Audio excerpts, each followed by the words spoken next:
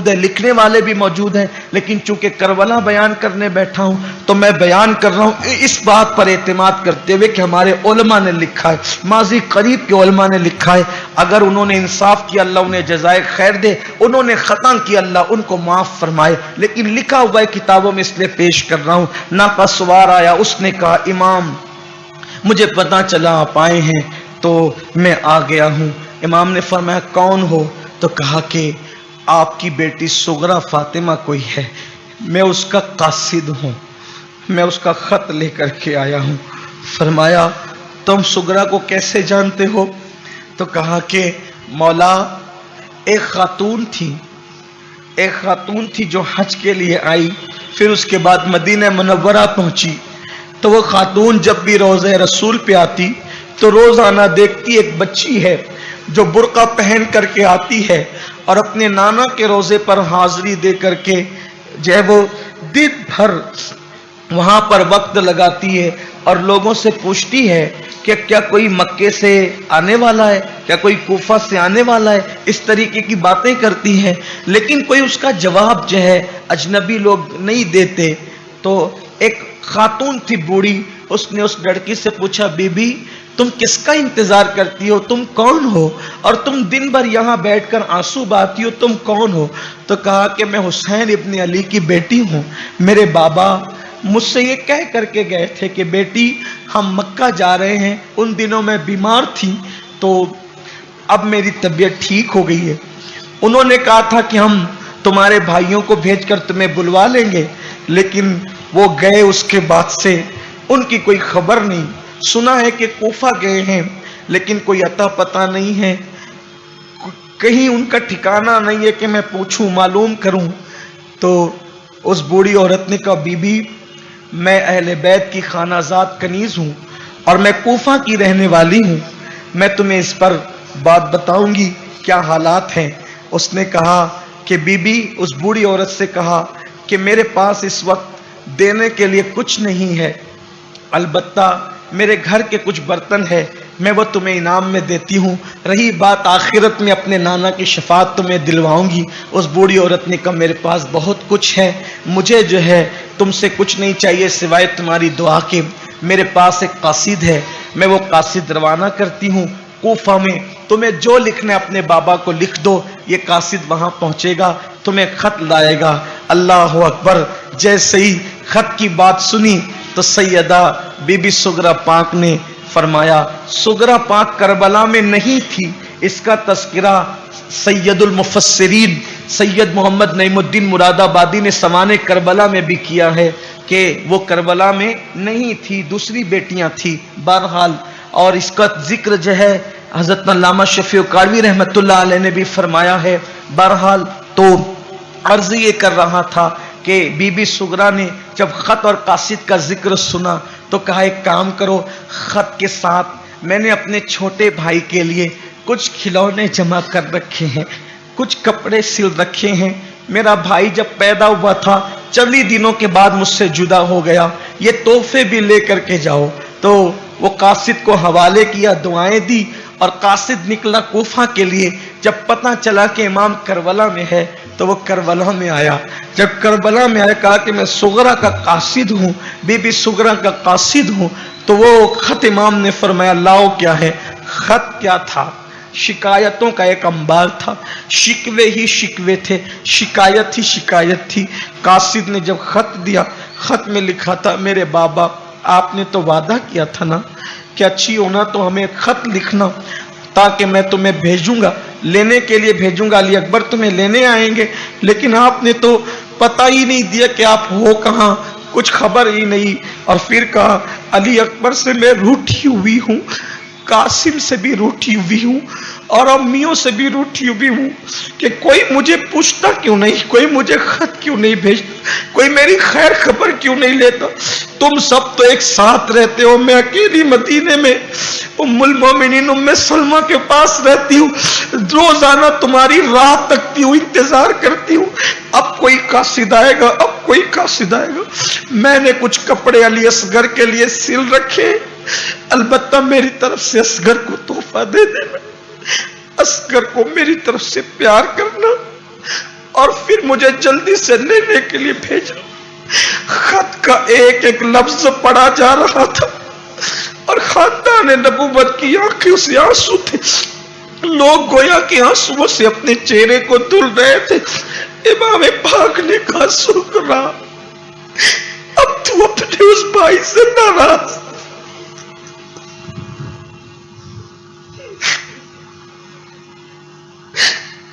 تیرا بھائی تو دنیا میں رہا بھی نہیں، نہ قاسم رہا نہ محمد رہے، اور اب تیرا بابا بھی چند ساتوں کا مہمان ہے بیٹی۔ پھر اس کے بعد قاسم نے وہ کپڑوں کی گٹھری جیسے ہی ہاتھ میں تھمائی، بیویوں کی چیخ نکل گئی، آنسو نہ تھمتے تھے۔ اللہ جانے کہاں تک ان باتوں پر اعتماد کیا جاتا ہے۔ وقت واللہ عالم ورسولہ عالم۔ امام نے قاصد کو رخصت کیا۔ قاصد کو رخصت کرنے کے بعد امام علی مقام امام زین العابدین کو سینے سے لگاتے، سینے سے لگانے کے بعد وہ امانتیں جو آپ نے مولا کائنات سے پائی تھی، رسول اللہ سے مولا علی نے وہ امانتیں جو پائی تھی، پھر اس کے بعد وہ امانتیں مولا علی نے امام حسین کو دی تھی، سینے سے لگا کر وہ امانتیں امام حسین نے امام زین العابدین کو دیا۔ تم امام رہو گے، میرے جانشین رہو گے، سالار قافلہ رہو گے۔ امام علی مقام اپنے سر پہ امامہ سجا رہے ہیں، بیویاں حیرت سے دیکھتی ہے۔ فاطمہ کے لاڈلے کا آخری دیدار ہے، فاطمہ کے لاڈلے کا آخری دیدار ہے، حشر کا ہنگامہ برپا ہے۔ میان اہل بیت وقت رخصت کہہ رہا ہے، خاک میں ملتا سہاگ، وقت رخصت کہہ رہا ہے، خاک میں ملتا سہاگ۔ لو سلام آخری اے بے وگان اہل بیت۔ کون کس کو سمجھائے، کون کس کو تسلی دے، کون کس کو سنبھالا دے، کون کس کو سہارا دے۔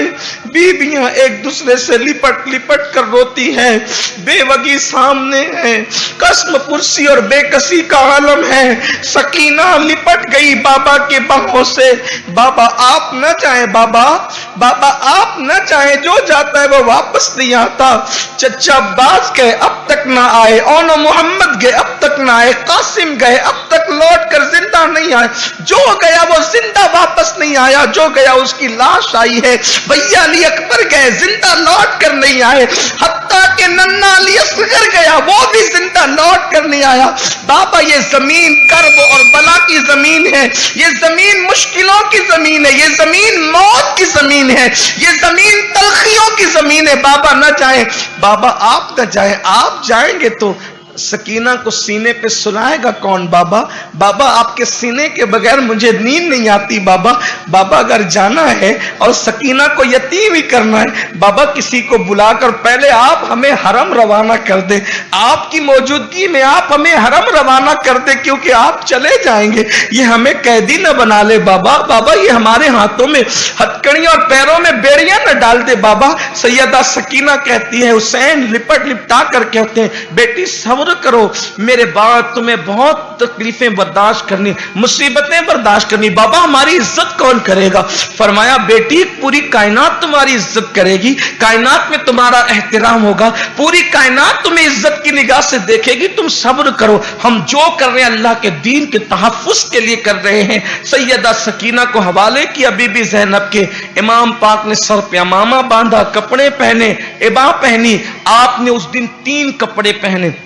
علامہ عبدالسلام رضوی کی تحقیق کے مطابق آپ نے 3 کپڑے پہنے امام پاک نے، اور اس کے بعد ذوالفقار حیدری ہاتھ میں لی، حضرت حمزہ کا وہ پٹکا جو علی اکبر کو باندھا گیا تھا، خون آلود پٹکا اپنے کمر میں باندھا، اور اس کے بعد جعفر طیار، اللہ اکبر، ان کی ڈھال ہاتھ میں سنبھالی، ذوالفقار حیدری لی۔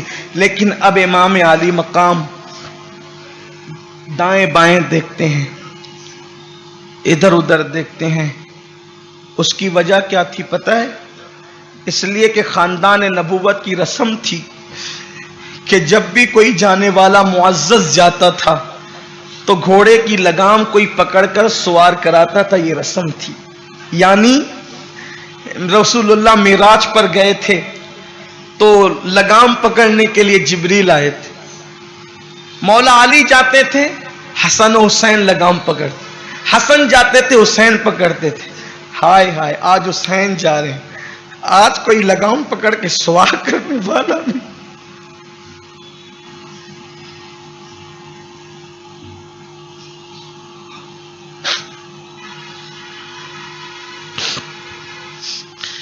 काश मेरी कौम अहले बैत की कुर्बानी को समझ ले, करबला के मकसद को समझ ले। ये मुसीबतें, ये तकलीफें, जिस नमाज, जिन इबादतों के तहफ़्फ़ुज़ के लिए, जिस कुरान की हिफाजत के लिए, जिस बेकसी को गवारा किया गया, काश मेरी कौम के जवान समझ ले, काश इस खून की अहमियत को समझ ले।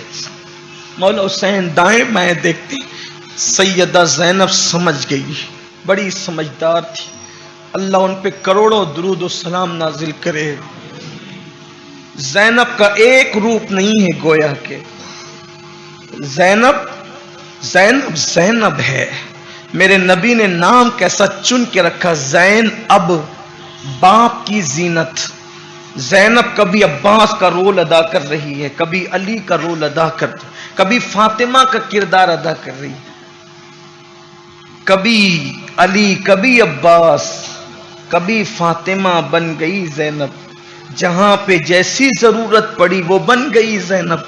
ज़ैनब ने कभी माँ का, कभी फातिमा तो ज़हरा का किरदार अदा किया, कभी अब्बास का, कभी अली मुर्तज़ा का, कभी अल्लाह अकबर खुद इमाम हुसैन का। अभी आपको आगे पता चलेगा, अगर आप थोड़ी देर और बैठने की जहमत करें तो पता चलेगा ज़ैनब किस हस्ती का नाम। ज़ैनब ने कहा, हुसैन खाली खैमों को इसीलिए देख रहे हो ना कि कोई तुम्हारी रिकाब पकड़ने वाला नहीं, खानदान की रीत जाए नहीं होने दूंगी, मैं रिकाब पकड़ूंगी। लेकिन उससे पहले जरा ठहरो, जरा ठहरो। सैयदा ज़ैनब साथ में कपड़ों की गठरी लाई थी। भाई से कहा कुछ और देर रुको, कपड़े की गठरी खोली, उसमें से कई पेवंदों वाला एक दुपट्टा निकाला और दुपट्टा निकाल करके कहा, इस दुपट्टे को पहचानते हो, इस दुपट्टे को पहचानते हो? इमाम अली मकाम की आंखों में आंसू आ गए। भाई ने बहन को देखा, बहन ने भाई को देखा, सर के इशारे से इमाम ने कहा, हाँ ये दुपट्टा सैयदा फातिमा ज़हरा का दुपट्टा था। फरमाया भैया ये संभाल के लाई, इसलिए कि अम्मी ने कहा था जब मेरा बेटा हुसैन करबला में हो ना तो मेरा ये दुपट्टा उसके कंधों पे रख देना, ताकि हुसैन को लगे कि हुसैन करबला में अकेला नहीं जा रहा है, मां के आंचल के साए में जा रहा है। और जो बेटा मां के आंचल के साए में जाए वो कभी नाकाम नहीं होता। इमाम अली मकाम मां के दुपट्टे को कंधों पे ले जाते। हाय हाय, कैसा वो मंजर रहा होगा। है किसी की जबान में इतनी ताकत? मेरी जबान में तो हिम्मत नहीं, मेरी जबान में इतनी ताकत जो असल शहादत हुसैन है। 23 साल से शहादत पढ़ रहा हूं इमाम हुसैन की। मेरी उम्र 15 साल की थी, मालेगांव के लोग सब जानते, जो बड़ी उम्र के लोग हैं सब जानते। मेरी उम्र 15 साल की थी, मेरे चेहरे पे दाढ़ी के बाल भी नहीं थे। 23 साल हो गए शहादत पढ़ते पढ़ते, या उससे ज्यादा। आज तक अल्लाह के घर में कह रहा हूं, असल शहादत हुसैन मैंने कभी नहीं पढ़ी। असल शहादत हुसैन मैं सोचता हूं कि अगर मैं वो पढ़ूंगा तो शायद मैं उस दिन जिंदा न रह सकूंगा, मैं बर्दाश्त न कर सकूंगा, मेरे अंदर इतनी हिम्मत नहीं है।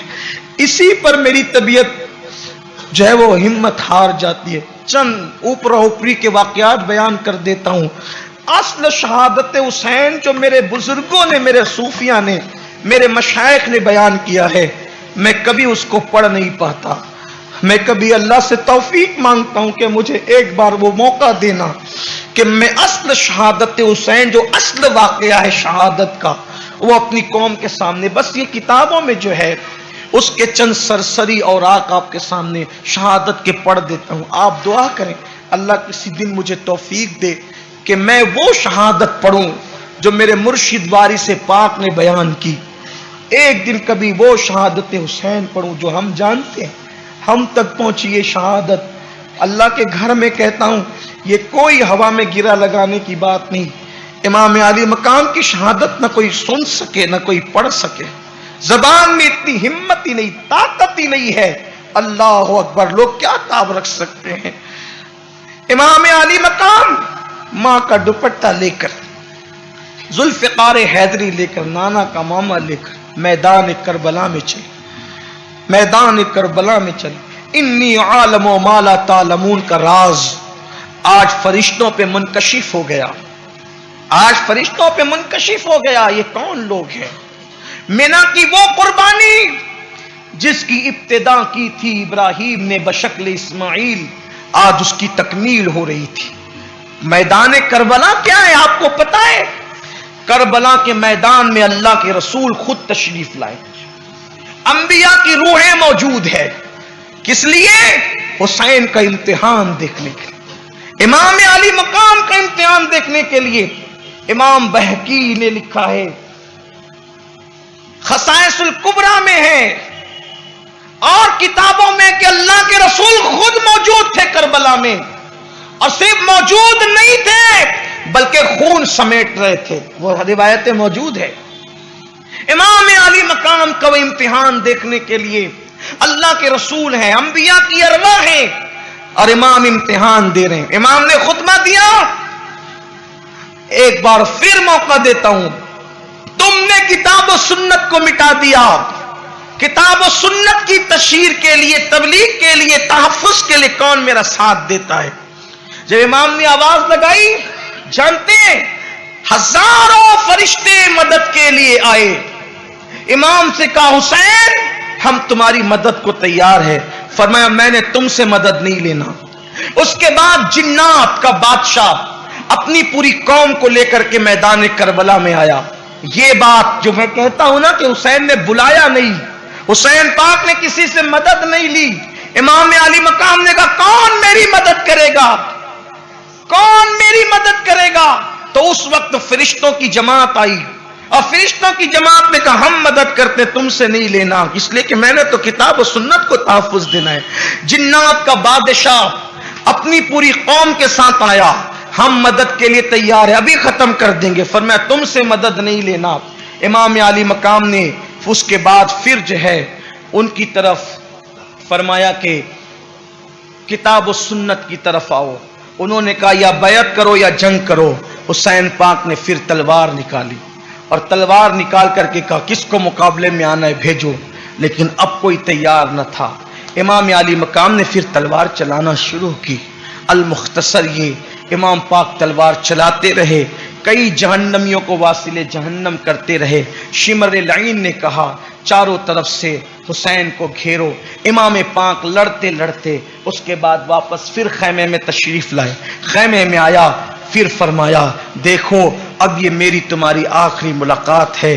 سینہ مت پیٹنا، رونا دھونا مت کرنا، چیخنا چلانا نہیں، کپڑے نہیں پھاڑنا، آؤ بکا مت کرنا، آؤ فغا مت کرنا. سیدہ زینب سے کہا زینب تم سالار قافلہ رہو گی، اس پورے قافلے کو مدینہ منورہ صحیح سلامت لے جانا. اور اس کے بعد سیدہ زینب سے کہا اور امام زین العابدین سے جب نانا کے مزار پہ جانا، جو دیکھ رہے ہو پوری داستان سنانا اور گواہی دینا. نانا حسین نے آپ کے آخری سلام پیش کیا ہے.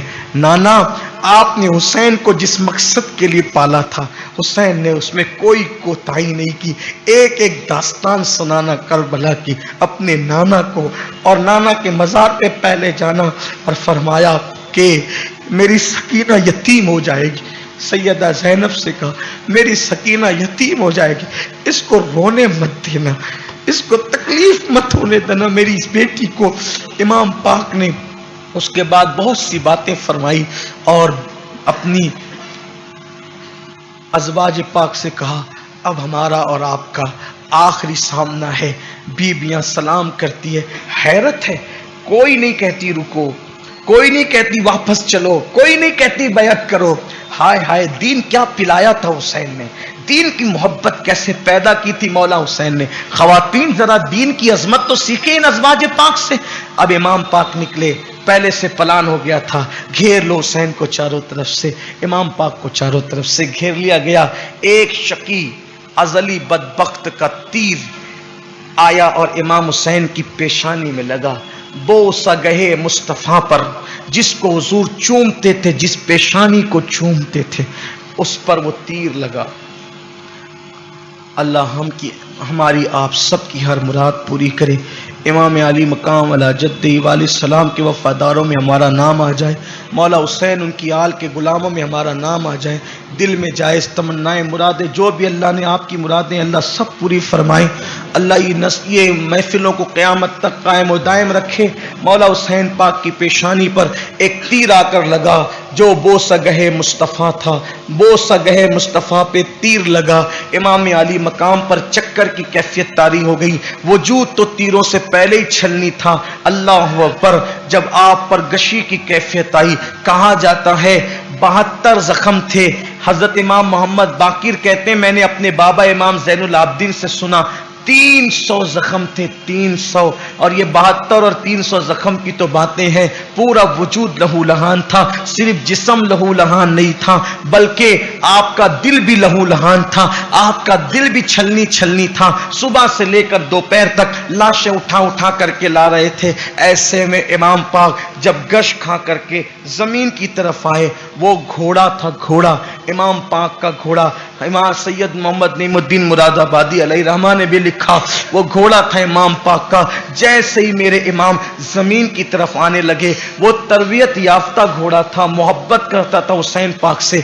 बल्कि यहां तक मुअर्रिखीन ने लिखा, वो घोड़ा अल्लाह के रसूल अलैहि सलाम ने हुसैन पाक को दिया था और वो घोड़ा करबला के मैदान में आया था।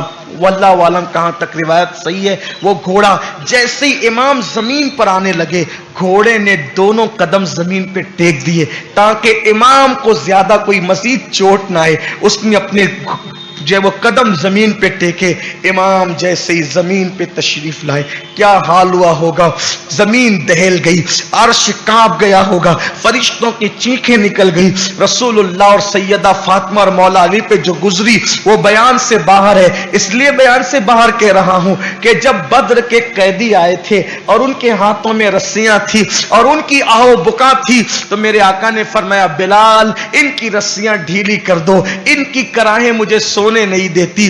बद्र के कैदी जो मुसलमान नहीं थे, उनकी कराहें इतनी बेचैन करती थी। तो मौला हुसैन पाक तो अल्लाह अकबर, जो नाजों की और लाड के प्यारे थे, अल्लाह अकबर, ऐसे वक्त में हुसैन जमीन पर आ गए, जमीन पे आए, हाथ से तलवार छूटी, इमाम पाक को चारों तरफ से घेर लिया गया। उसके बाद इमाम के दाएं शाने पे हमला किया गया, बाएं शाने पे हमला किया गया, शाने तोड़ दिए गए इमाम अली मकाम के। और इमाम पाक जो है अल्लाह अकबर उठना चाहते हैं लेकिन उठ नहीं पाते, जमीन पर आ जाते हैं। ऐसा लगता था पूरे खूबसूरत वजूद पर जगह जगह खून के धब्बे, यूं लगता था जैसे किसी ने चांद पर गुलाब की पंखड़ियां बिखेर दी। अल्लाह अकबर, ऐसे आलम में इमाम पाक ने अपने घुटनों को जमीन पे रखा। जमीन पे रखने के बाद अल्लाह अकबर, पेशानी पर तीर लगा हुआ था। आपने खींचने की कोशिश की, खींचना चाहते थे, खींचने की कोशिश की, इसलिए कि आप आखिरी मर्तबा सजदा करना चाहते थे। इमाम पाक ने पूरी ताकत को इकट्ठा किया, तीर खींचने में कामयाब हो गए, लेकिन फुवार निकली, इमाम पाक के बाजुओं को तोड़ा गया था। इमाम पाक ने जो है न जाने किस तरह से, वही जानते हैं कि नाना के अमामे को फिर सर पे इस तरह लपेटा गोया कि वो पट्टी का काम दे, और इमाम पाक ने अपना सर सजदे में रखा। कहने वाले कहते हैं सिनान आया, उसने तलवार उठाने की कोशिश की और तलवार उठा करके जैसे ही कत्ल करना चाहता था, शहीद करना चाहता था, पीछे को हटा। शिमर ने पूछा क्यों नहीं मार सका, इब्ने साद ने पूछा क्यों नहीं मार सका। कहा जैसे ही मैंने तलवार उठाई वैसे ही मेरे सामने रसूलुल्लाह का चेहरा आ गया, इसलिए मैं पीछे हट गया। उसके बाद फिर सिनान को कहा गया आगे बढ़ कत्ल कर। सिनान फिर आगे बढ़ा, उसने तलवार उठाई, फिर पीछे हटा। कहा क्यों नहीं कत्ल करता, कहा अब अली का चेहरा सामने है, मैं क्या करूं। बिलाखिर कोई वो जुर्म अपने सर पे लेना नहीं चाहता था, सब पीछे को हटते थे। बिलाखिर शिमर आया और उसने पैर रखा मेरे इमाम की पुश्त पर। इमाम ने फरमाया कौन है? इमाम ने फरमाया कौन है? का शिमर जिलजोशन है। इमाम ने उसी वक्त सदकल्लाह व सदक रसूलुल्लाह, अल्लाह रसूल सच्चे हैं, अल्लाह रसूल ने सच फरमाया। का क्या कहते हो? का मेरे नबी ने मुझसे कहा था, मेरे नाना ने मुझसे कहा था, एक चितकबरा कुत्ता मेरे खून में मुंह डुबोता है। मेरे आका ने मुझे बताया था कि कौन तुझे शहीद करेगा। बिल आखिर शिमर जिल जोशन ने इमाम पाक की गर्दन हालते सजदा में जो है वो अपनी तलवार से काट के अलग कर दी। इन्ना लिल्लाहि व इन्ना इलैहि राजिऊन, इन्ना लिल्लाहि व इन्ना इलैहि राजिऊन, इन्ना लिल्लाहि व इन्ना इलैहि राजिऊन। जब गर्दन कट रही थी, फिजा में आवाज गूंज रही थी, या अय्यतुहन नफ्सुल मुतमइन्ना इरजिई इला रब्बिकी रादियतम मर्दिया फदखुली फी इबादी वदखुली जन्नती। इमाम पाक सुभान रब्बियल आला कहते हुए अपने रब्बे आला से अर्ज कर रहे थे, देख मैंने तेरे लिए सब लुटाया, अब बता तू मुझसे राजी है कि नहीं। इस मकाम पर इकबाल पहुंच कर कहते हैं, खुदा बंदे से खुद पूछे बता तेरी रजा क्या है। जिस वक्त शिमर इमाम हुसैन का सर काट रहा था, सैयदा ज़ैनब ने ये मंजर देखा, पुकार के कहा, इब्ने साद, तू साद इब्ने अबी वकास का बेटा, हमारा रिश्तेदार लगता है, इसी दिन के लिए तू था। अल्लाह अकबर। शिमर वो मंजर देखकर रो रहा था। बीबी पाक आगे बढ़ने की हिम्मत न कर सकी, सकीना की चीख निकल गई। बीबियां अल्लाह अकबर बेचैन और बेकरार हो गई। जैसे ही इमाम पाक के वजूद नास पे तलवार चली, तन से जिस्म अलग हुआ। ऐसे आलम में उसी वक्त ऐन दोपहर के टाइम सूरज को गहन लग गया, सूरज गहना गया। सूरज में इतनी हिम्मत न थी कि अब वो चमकता दमकता, सूरज गहना गया। और जब सूरज पर गहन लग गया तो दिन के वक्त जो है तारे नजर आने लगे। दिन के वक्त रात का समा हो गया, दिन के वक्त तारीकी का माहौल छा गया। अल्लाह अकबर। और ऐसे में उन जालिमों ने इमाम के ऊपर के कपड़े निकाले, इमाम की अंगूठी ली, इमाम के सर पे जो अमामा था वो अमामा लिया, इमाम पाक की जूतियां तक ले ली, इमाम पाक की तलवार पे कब्जा करने की कोशिश की। इस तरह सब उन्होंने किया और इसी पे बस न किया। उनके दिल कितने सख्त थे, उनके दिल कितने तारीख हो चुके थे, दुनिया की मोहब्बत उनके दिलों में कैसे घर कर चुकी थी कि उन जालिमों का हाल यह हुआ, उन पलीदों का हाल यह हुआ कि उन लोगों ने इमाम हुसैन के मुबारक लाशे पर 10 अरबी घोड़े, 10 अरबी घोड़े इमाम के लाशे को कुचलने के लिए मुंतखब किए और इमाम पाक के सर को काटकर लाशे पाक को घोड़ों से कुचला। घोड़ों से खूबसूरत जिस्म था, उस जिस्म नाज़नीन को उसके बाद जो खैमे में लाशें रखी थी उठा ले गए, खैमे को आग लगा दिया, खैमों को जला दिया, खैमों को आग लगा दिया, खैमों को आग लगा दी। एक शख्स हमीद बिन मुस्लिम कहता है कि जब खैमों को आग लगी तो मैंने देखा एक ऊंचे कद की औरत खैमों की भड़कती हुई आग में, आग पे चलकर खैमों में अंदर जाती थी, वापस आती थी, अंदर जाती थी। मैंने पूछा, बीबी तू कौन है? तुझे अपने जिस्म से, अपनी जान से प्यार नहीं? इस आग पर चलकर तू कहां आती जाती है? तो फरमाया, मैं ज़ैनब हूं, ज़ैनब, और मेरा भतीजा हुसैन का आखिरी बेटा, सब तो शहीद हो गए, आखिरी बेटा खैमे में बेहोश पड़ा है, मैं उसे लाना चाहती हूं, अगर मैं ना ला सकी तो वो जल जाएगा, हुसैनी सैयदों का सिलसिला किससे चलेगा? तो कहता है हमीद बिन मुस्लिम, मैंने देखा उस खातून को, उसकी हिम्मत को, कि उसने ज़ैनुल आबिदीन को अपने कंधे पे उठाया और कंधे पे उठाकर आग पर चलती हुई, आग पर चलती हुई इमाम ज़ैनुल आबिदीन को बाहर लाई, बीबियों को, बच्चों को बाहर लाई, बीबियों की बालियां छीनी गई।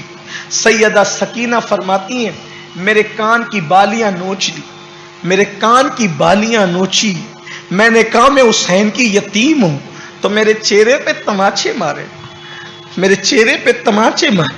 فرماتی ہیں بیبیوں کے دوپٹے چھینے گئے، بیبیوں کے پاک بیبیوں کے دوپٹے چھینے گئے، اللہ اکبر۔